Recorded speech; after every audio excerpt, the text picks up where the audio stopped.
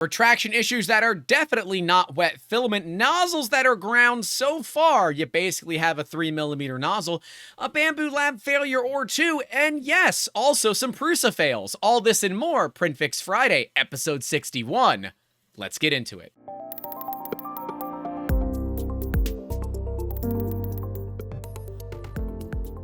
Hey guys, welcome back to the channel. Welcome back to PrintFix Friday, YouTube's longest weekly print fail fix video series. Remember, if you do like these kind of thing, make sure to leave a like. And if you're new here, get subscribed. Greatly appreciate your support. We got a couple of really interesting fails for you all today, so make sure you stay tuned for them from companies like Bambu Lab, Prusa, Creality, and others. Some of them have even stumped me. But what doesn't stump me is our sponsor, 3D Musketeers. It's because I'm the owner of the company.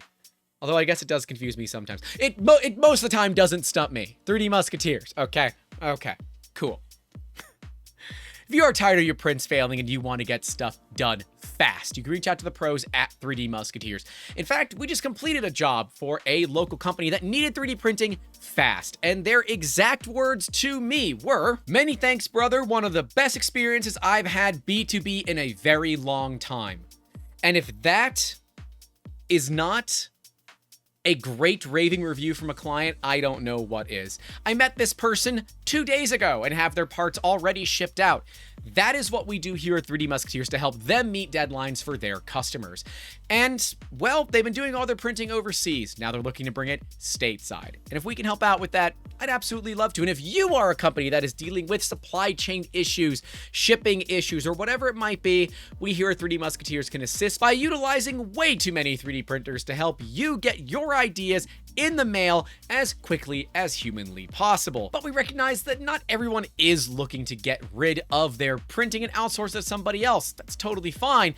And you might want to support the channel. Patreon, YouTube channel members, all linked in the description down below, are a great way to kick a couple of bucks into that creator fund to help what we do on the channel be possible. These videos are not cheap to produce. Every little dollar helps out. We greatly appreciate any support that you could give us. And if you are looking to get high-end 3D scanning, we're going to be talking all about not just high-end scanners, but mid-range and affordable scanners, and comparing them directly one for one to those high-end scanners. So if you like that kind of thing and you do want to get some scanning services, make sure to hit us up and as well get subscribed because more videos will be coming out about that too. But this call to action is getting way too long. This video hopefully will not be. But let's get back into those fails. Any tips for what's going on with the top layers here? This is a PCI cover.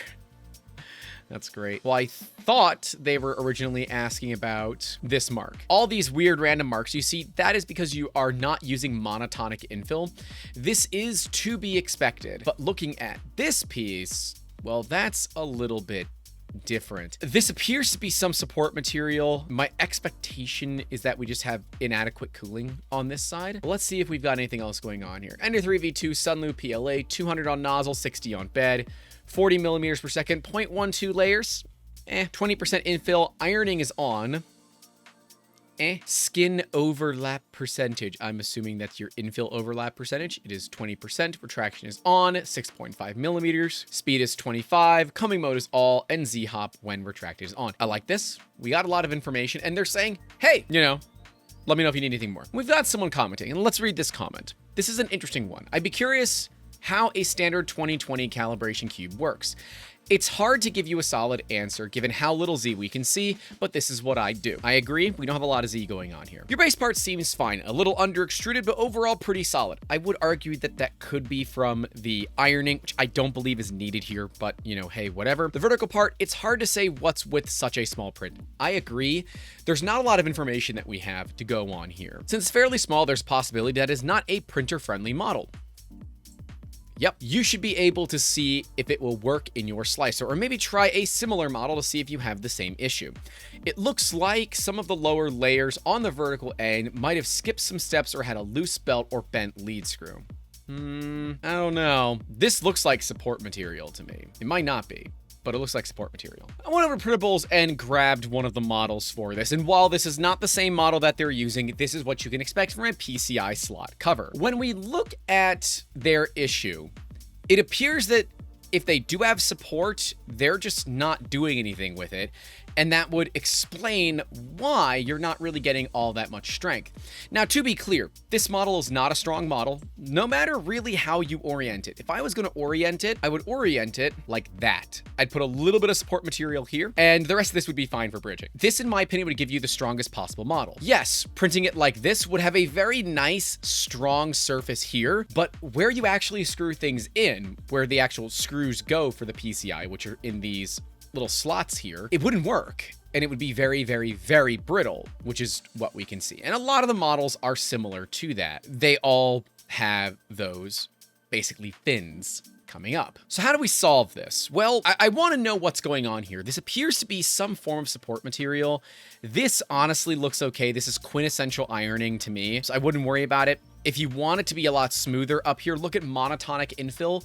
And yeah, you might be slightly under extruding, but you also might not be using arachne as your slicing profile because we don't know what version of Cura that they're using. But honestly, that's pretty damn good for such a small model with holes that close to each other. I would honestly call that a win. If you're going for something where you want it to be totally watertight and not have those little bitty holes and stuff, yes, you can sit there and tune your extruder for a while, whether that's extrusion multiplier, steps per millimeter, a combination of both, but is it worth it? In a part like this, I would argue no, that it's not. This is a cosmetic piece that you're really not going to see much anyways. And based on the way that they printed this, this is the part that is inside of the computer, so you will definitely not see any of those artifacts whatsoever. Over here is obviously the problem child.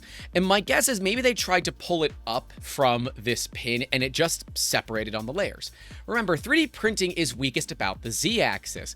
And if you're able to reorient your parts so you don't have a Z-axis that is thin and tall like this, you will get an overall better quality product. Now, to be fair, if they did orient it with this side here down, you would have lots of little retractions for every one of these circles, and they may not look all that clean. Here's what I would do 100%. I would cut the model, probably right along this edge here. I would print this part vertical. I would print this part horizontal, and I would glue them together. Bonus nachos if you use a dovetail joint to hold them together while the glue sets.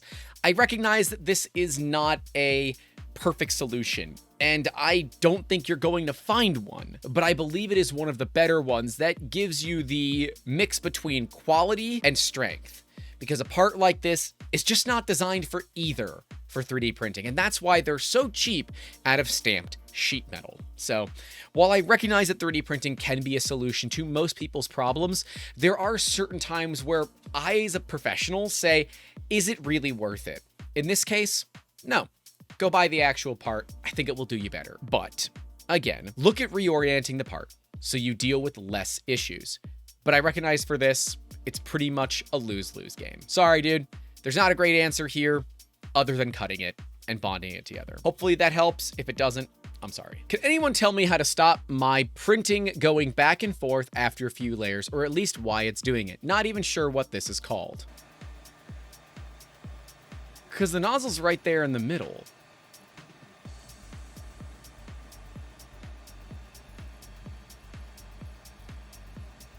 I legitimately don't know what's causing that. That is not something that I get to say very often. I have no freaking clue what is causing this. I would assume it's something in the slicer or some sort of random geometry on your model. I would verify that your model is watertight and manifold, and if it's not, get that resolved quickly. It initially appeared to me that it was trying to do a bridge over troubled air because there's nothing to hold it up and no perimeters for it to attach to. But I don't think that's the case. It legitimately looks like it's just wiping, which is odd and quite frankly, incredibly unexpected. I would check those slicer settings. If you're not using the latest version of Cura, Prusa slicer, whatever it might be, it is Cura. Okay. And it's happening after some layers. They thought it was every layer, but it seems to be every second layer or so. Now, someone's saying it's printing a hole. I don't think that's right. And we have people saying that it could be a nozzle wipe, but why would the nozzle wipe in free air? Now, if it's set to the wrong printer, it might be thinking that it's going over to an area to wipe the nozzle and then come back, but I'm honestly not certain. This is absolutely a settings thing or a file thing. It's not a printer thing, it's an Ender 3. It's a generic Ender 3. Like, there's no issues there from my perspective, but I would be looking at my settings as well as my file to see if there's any errant problems that might exist. Hi, I have a problem that occurs only on one side of the print. We've got a retraction issue. Okay, yeah, it's retraction. Let's see what people say. Most likely a gunked up nozzle. Both sides have iffy extrusion. No, nope, the other side looks okay. This is ramming. I'm almost certain it's ramming. It's not gonna be a loose wire. It's not gonna be any of that stuff. Oh my God.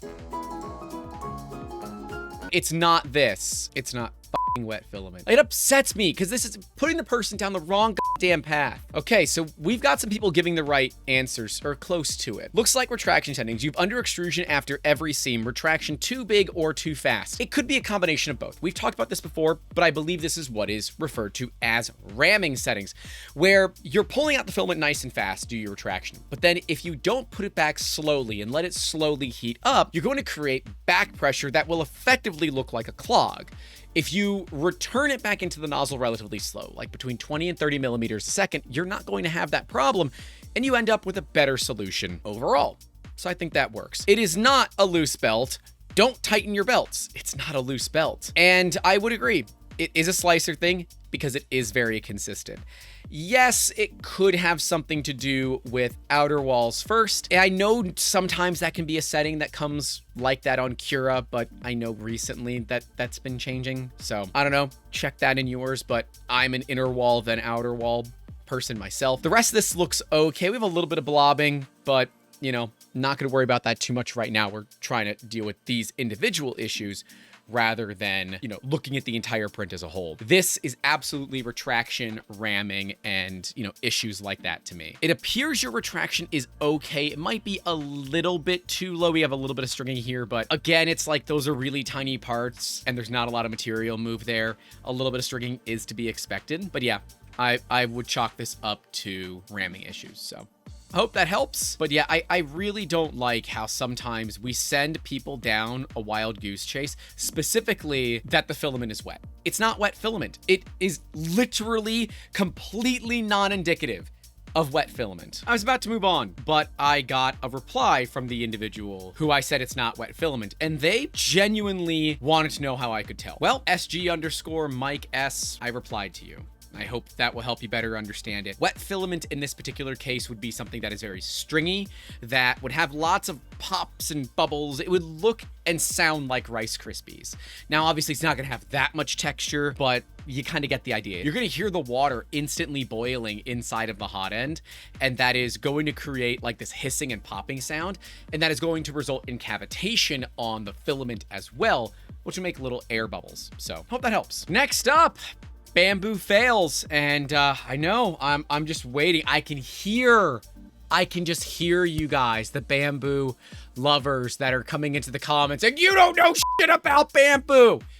Look, I don't need to know shit about Bambu to know that that's not right, especially when spaghetti detection is actually turned on. See, if you're going to have something that is designed to catch failures, and it doesn't catch failures, then it might as well be completely and utterly useless, because that's what it is doing. We have Neil Haley here saying, I'm surprised the Bambu lab didn't stop printing. I have spaghetti detection on and set it to pause if detected. It detected it, but kept printing. Sensitivity similar to Obico would be nice too, but that wouldn't have mattered much here. Failure is pretty obvious. He said, actually, it didn't catch the failure at all. It says spaghetti is detected every print, even before it starts printing. I thought a recent firmware update fixed it, but it has not. Anyone else had similar experiences? And a good friend of mine, 3D Monkey NL, who weren't we supposed to have a podcast? And we gotta have a podcast. We keep forgetting to do that. He's had the same issue with detection not working. The best thing you can do is contact support. They will fix it for sure. I don't like this. It's detecting spaghetti, but it's detecting it before every single print. That basically makes spaghetti detection in general null and void. And if you are gonna have a machine that does have built-in spaghetti detection, it would be preferred that it is tested and functional. Now, it was well known that previous to a firmware update that the spaghetti detection was just not great. It was like Tesla self-driving in its early days, and it's still not very good, but it is better now, where Originally, it was like a 6-year-old behind the wheel. Now it's about a 15-year-old behind the wheel. Wouldn't trust either one of them, but if I had to, I'm going to take the 15-year-old over the 6-year-old. Although it might depend on which one has played more Grand Theft Auto and Gran Turismo and which one they've done better in. But that's my personal feeling. Yeah, I'm not a fan of this. This is a bummer because there's not really a good solution here in a means to fix this. And when Neil is a team member at Obico saying that they have a solution, I feel like we've got a better system that could be worked. I don't know. I'm not seeing any updates, unfortunately. But nonetheless, I'm not impressed by this. You could call me Shania Twain because that does not impress me much. So yeah, got the brains, but have you got the touch? And realistically, if you think you have the answer, put it in the comments below. I love those interactions, even if a lot of you do sometimes make personal attacks. Who hurt some of you? Because it wasn't me. Oh boy, next up, a fail from Facebook. You know how this one's about to go. We got individuals saying, just my luck, few days old, assembled from the kit, had a few successful prints, but now thermal runaway when printing PETG, and the filament that comes with the printer also melted into liquid when trying to load. Already ordered some new thermistors. Holy shit! Turn off your printer. Turn it off now. Why would someone let it go this far? Clearly you have a thermal issue. Absolutely clearly. Oh. This is not wet filament. This is literally burning filament. I can't imagine the smell. Although that sound is pretty much what wet filament sounds like. But you're burning it. This has got to be dangerous. Oh my God, is the fan's not running? The damn thing is smoking more than a Subaru owner. Good Lord. Oh my God. All right. Boy, howdy, we got some things to talk about. One, it's a wiring issue. So this should actually be something that is caught with the brand new Mark IIIs Plus firmware that checks for anytime the temperature fluctuates more than it is expecting, and it will alert you. Because if you have a loose connection and maybe it's creating a little bit of extra resistance, causing the printer to think that it's a much lower temperature than it actually is, this can actually happen. Now, because it's a kit, I have nobody to blame but you for doing a poor wiring job or putting the wiring in the wrong locations. But with that new firmware, it should have caught it. Now, I don't know what firmware is being ran or anything like that, but you know, just for shits and giggles, let's check the comments. Now, we did get a screenshot. This came from one of our Patreon supporters, Domingo. They're asking if it's not too soon to eliminate chances of faulty components. And then someone says, if it was a mini, I'd say, yeah, probably, but an MK3S, not likely. What? And yes, that sometimes pre-assembled printers can still have problems. There's no such thing as a bulletproof 3D printer unless we build a 3D printer out of AR500. Would somebody want to see a 3D printer made out of AR500? But it's just, gosh, how? Why? This is just not good. It's not good. And I love that, you know, to solve all your issues, live adjust Z. It's not a live adjust Z problem. Please don't do that. And I agree here. Why are you letting it smoke and videotaping it? Shut it down immediately when you see something like that. And the individual saying, in the interest of troubleshooting. No.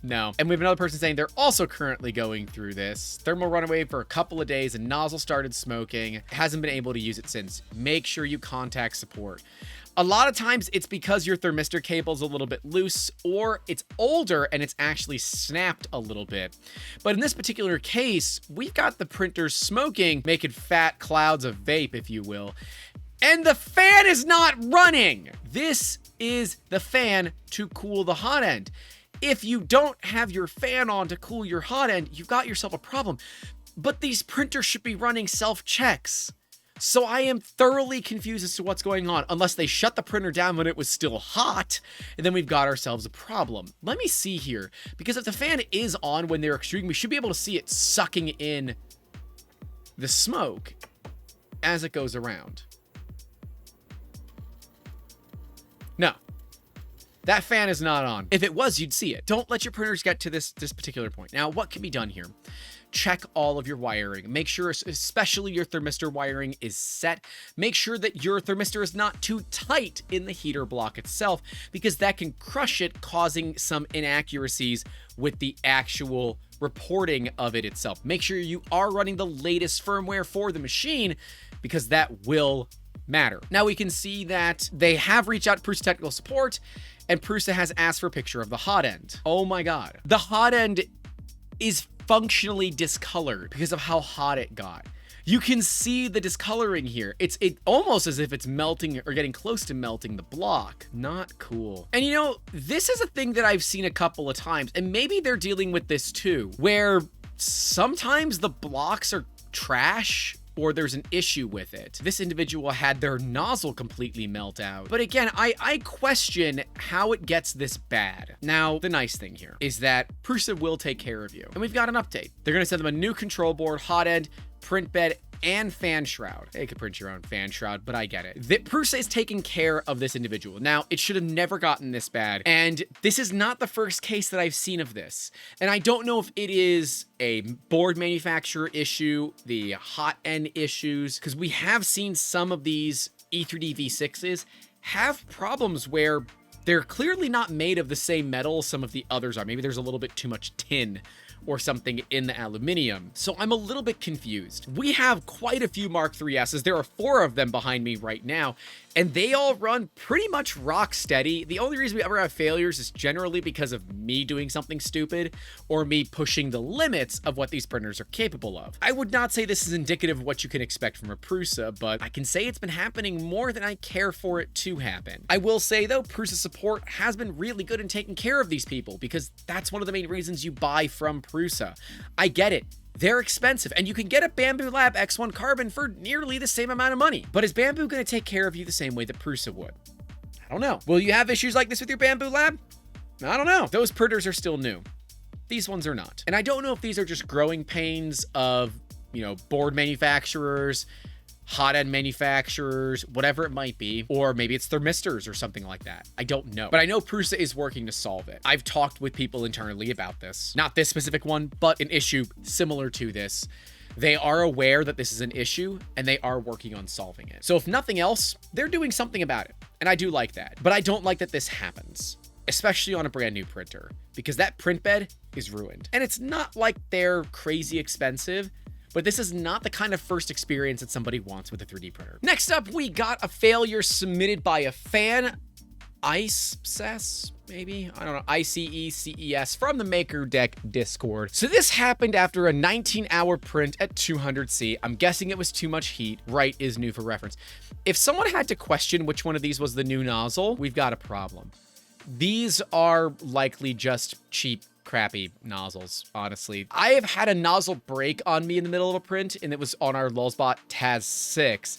It was the stock nozzle that came with it. I still don't know why it ever broke, but whatever, it was an easy fix. This is because you're buying cheap-ass nozzles, and, you know, hey, when you're dealing with something that is the cheapest, sometimes you get into a situation where you run into problems. And I like how we are trying to educate a little bit about filaments that can be abrasive, like glow-in-the-darks and some wood fills. It can wear down nozzles, but it's certainly not going to do that in 19 hours, nor with another 10. So what's a way to solve this? Take all the nozzles you bought from that company, put them in the bin.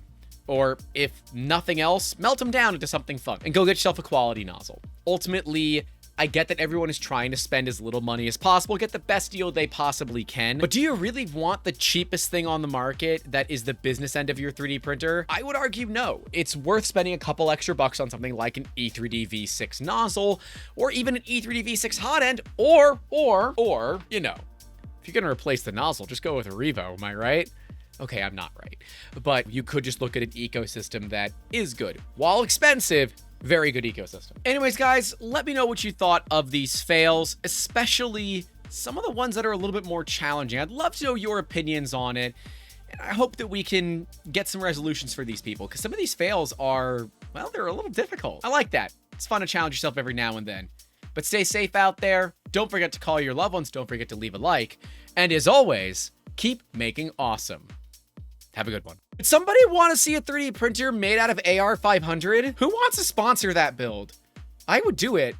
and then go all Florida man on it. That's just dumb enough to be a viral video. Let me know in those comments. Hey, thanks so much for watching this video, and a massive thank you goes out to all of our Patreon and YouTube channel member supporters whose names are listed right next to me at the $5 tier and higher. Remember, if you want to become one of the elite Musketeers and get your name in these credits, you can do so by clicking those links in that description down below for Patreon or YouTube channel members, and join for a couple of bucks a month. Greatly appreciate your support. Right below me will be the entire PrintFixFriday series where you can go back and see different fails, some similar, some not. And right next to that will be our tour of printed solids, so you can see how filament is actually made. And I got a review of that from Dave Randolph himself. He said, "You are a very excited individual." I'll take that as a win. I'll see you guys down in those comments and in the next one. Take care.